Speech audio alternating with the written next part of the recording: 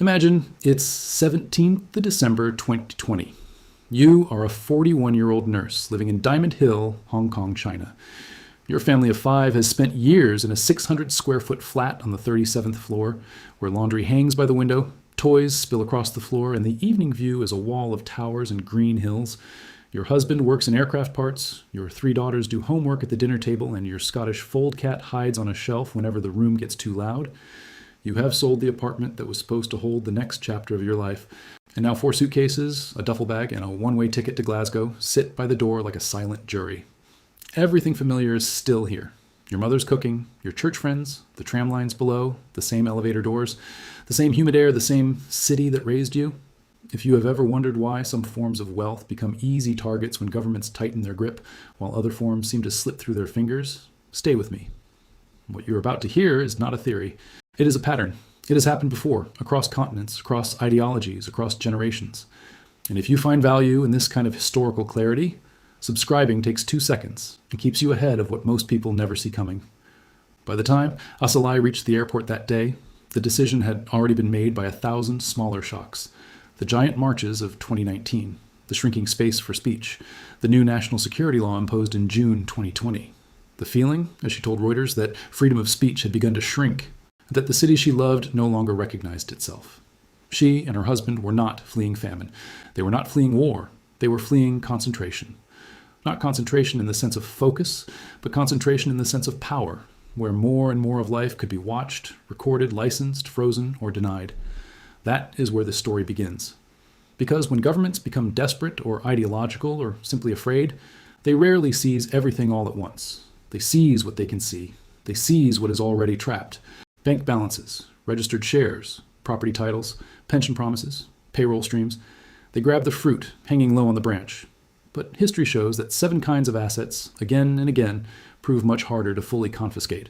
Not impossible, not magical, just harder. Hard enough that ordinary people in extraordinary times have used them to survive when others were left holding paper claims. Before we go further, there is something important to understand. States do not control wealth in the abstract. They control choke points. A choke point is simply a narrow place where everything has to pass.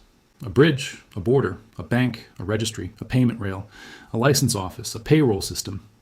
If your savings live inside one of those narrow gates, power can close the gate and your wealth stops moving. It may still exist on paper, but paper can become theater. A number on a screen can become a painting of bread. It looks like value. It is not value. This is the mechanism beneath almost every confiscation story in modern history. The state is strongest where wealth stands still. It is strongest when value is centralized, visible, and dependent on permission.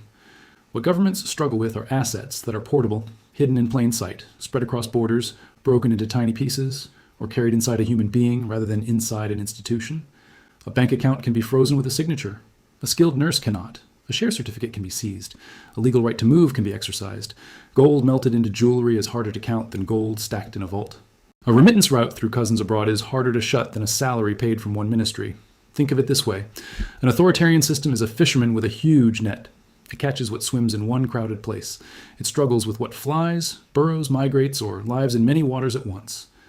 This brings us directly to the first asset history keeps returning to: hard currency outside the domestic banking system. Not wealth displayed in a vault, not luxury for status, just value that fits in a hand, a pocket, a hemline, or a toolbox. When a state runs short of trust, these small objects become like lifeboats on a dark sea. They do not stop the storm, they simply float when larger ships go under. Look at the Soviet Union in 1991. On 22nd January, Prime Minister Valentin Pavlov announced a confiscatory monetary reform. The government declared the largest 50 and 100 ruble notes unfit and gave people only 3 days to exchange them. Even then, each citizen could exchange no more than 1,000 rubles. Anything above that was effectively trapped. Families who had saved for a car or a dacha were wiped out in a weekend. The reform aimed to pull 81 billion rubles out of circulation. It removed only 14 billion. It failed on its own terms, but not before it crushed people who had played by the rules. And then came the second blow. On 2nd April 1991, average prices jumped about 300%. Bread rose 300%. Beef rose 400%. Milk rose 350%. Wages rose only 20 to 30%.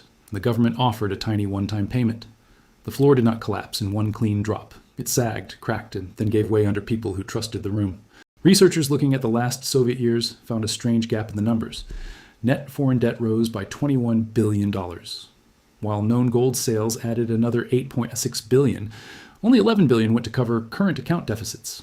A substantial part of the remaining $19 billion likely left through capital flight by accumulating foreign banknotes. The state could make rubles vanish with a decree. It struggled far more with dollars folded into mattresses. That is the first pattern.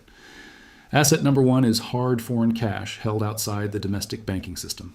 Asset number two is small, portable precious value, especially gold jewelry that can be hidden or sold piece by piece. These assets are not invincible. Border guards can search, police can raid. Trading them can be risky.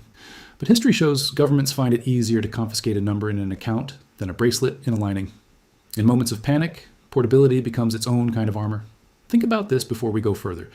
If your bank statement says you have dollars, but your bank will not let you withdraw dollars, do you still have dollars? Drop your answer in the comments. Seriously. Because what I show you next changes everything. Lebanon gave the modern world a clear answer. Before the crisis, 75% of bank accounts were in dollars. On paper, people believed they were protected. Their savings were not in weak local currency. Their balances were in dollars. It looked prudent. It looked safe. But a dollar inside a failing system can become a photograph of a dollar. You can point to it, you can describe it, you just cannot spend it. Lebanon imposed ad hoc capital controls. These unofficial restrictions stop people from moving money freely even without a clear formal law. Most Lebanese were prevented from transferring money overseas or withdrawing dollars from their bank accounts. Banks that had promised stability turned into glass display cases. People could see their savings but not reach them. By 2021, depositors locked out of dollar accounts were given limited access at rates near market value. Imagine spending decades building a storehouse, only to discover the door now opens one spoonful at a time. The scale of the collapse was astonishing. The World Bank estimated GDP contracted over 20% in 2020. Inflation averaged 84.3%. The Lebanese pound lost 129% of its value that year. Unemployment jumped. Poverty rose to 45%. The World Bank said the crisis was among the three worst since the 19th century. Ordinary people experienced shortages of fuel, medicine, and wheat. Pharmacies closed. Hospitals rationed supplies. Savings existed as entries in a ledger, but not as usable purchasing power. This is where more assets emerge. Asset number three is overseas income and remittances. Asset number four is trusted cross-border networks like relatives abroad. You see the same pattern in Venezuela. Carmen Mendoza survived on a patchwork of pension and money sent from daughters abroad. Even that was barely enough. Yet compare her to someone earning only bolivars inside the domestic system. In 2023, average family grocery baskets came to $370, while public salaries were around $14. Remittances did not make people rich. They made them less trappable. Governments can pressure banks and freeze deposits, but a brother in Madrid or a cousin in Montreal are not simply relationships. They become financial corridors.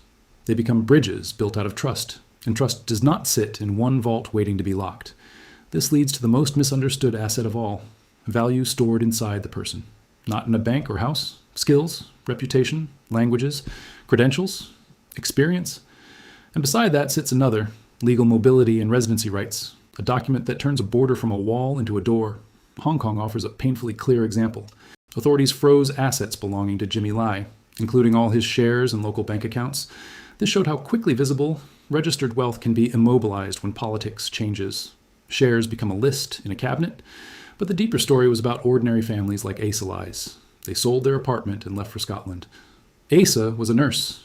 These are not assets that can be frozen in a brokerage account. They are capabilities. They travel.